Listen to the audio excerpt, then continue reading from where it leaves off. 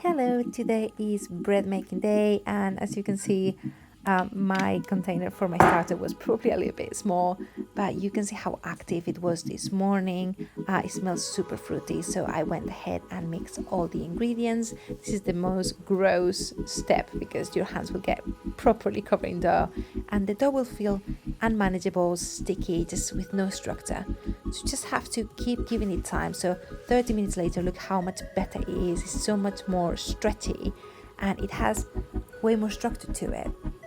The more you do this, the more you're developing the gluten, and you're cross-linking that gluten, which is giving your dough more structure and ability to hold shape.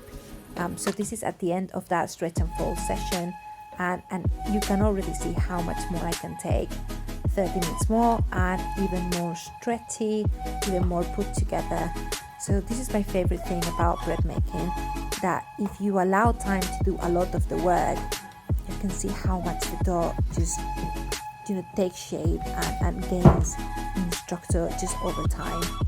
So continue to do that, give it a bit of work, and it will 100% reward you.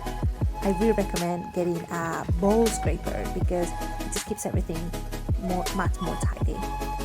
So this is a bit later, and I decided to start doing coil folds. So in coil folds, you're rather gathering the whole dough, picking it up and trying to develop more of a nice working surface. You can see how much stretchy the dough is at the very beginning, and as I do more and more coil folds, it will come together more and it will gain more structure. So here it doesn't stretch as much, and it is becoming more rather elastic, and it gains a bit more tension. And here is at the end of that same session of coil folding, and you can see how much easier it is to pick the whole thing up. And this is quite a high hydration. I was working with 85%, but this is just to show you how even if the hydration is quite high, you can still work the dough as long as you have patience and you allow it to gain that structure. So this is another, actually 50 minutes later, because I got distracted. Those recommendations of every 30 minutes are definitely guidelines. You can do whatever works for you. And you can see how many fewer coil folds I needed to do here for the dough to be fully gaining that elasticity.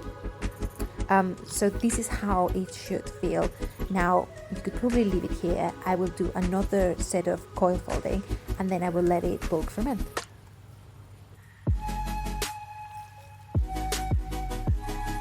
And here is my last set of stretch and folds, and you can see after 30 minutes how much the dough has relaxed. But now it comes off the bowl almost cleanly when I pull it all out, which is telling me, how much better it's doing. And just in a few coil folds, it really comes together. And one of the reasons I continue to do the coil folds, even if the structure is quite good, is because it also helps keep the temperature of the dough homogeneous. You don't want different parts of the dough to have different temperatures. And now it's time to leave the dough finish bulk fermentation. So this is after a few hours of bulk fermentation. I usually watch the dough rather than the clock. Here I did the poke test, and it was looking pretty good, and as you can see, came off the bowl quite cleanly, which is a really good sign. Because this is such a high hydration, it was a bit difficult to manage, so I definitely had to fight with it for a little bit to try to give it shape. So just wet your fingers if you need to, although it will stop the dough from sticking, so don't abuse it. Use your dough scraper to just tidy things up as you need. So I wanted to make a really large thin bread here, so I wanted it to end up with a quite elongated shape.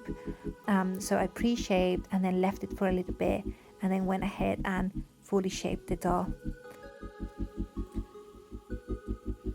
So here I added some rice flour to stop it from sticking too much, and then spread it all over, and then turn it around.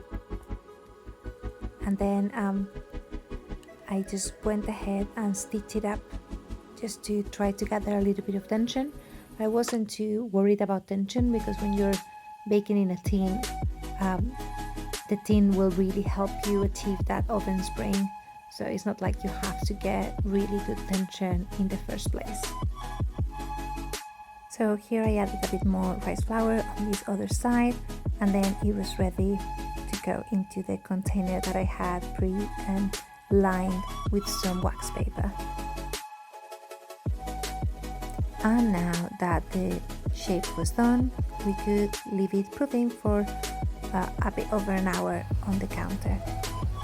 And there we go. After proofing, I did the poke test, it was looking good, so I was ready to bake. I baked this for 30 minutes at 240 degrees, and then I uncover it for another 10 minutes, and this is how it's looking.